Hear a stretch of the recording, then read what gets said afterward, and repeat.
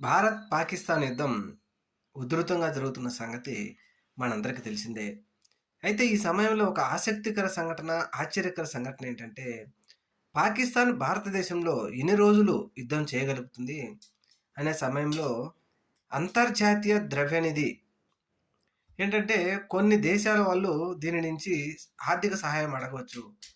అంతర్జాతీయ ద్రవ్యనిధి వాళ్ళు పాకిస్తాన్ ఒక అడగగానే $1 బిలియన్ సహాయం చేస్తున్నట్టు ప్రకటించారు.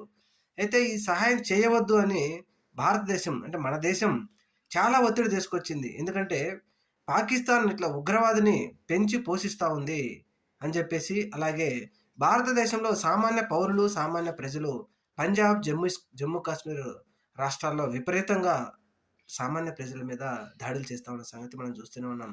ఈ అంతర్జాతీయ ద్రవ్యనిధి ఎవరైతే $1 బిలియన్ పాకిస్తాన్‌కి సహాయం చేశారో, దీని మీద జమ్మూ కాశ్మీర్ ముఖ్యమంత్రి ఉమర్ అబ్దుల్లా కూడా ఆగ్రహం వ్యక్తం చేశారు.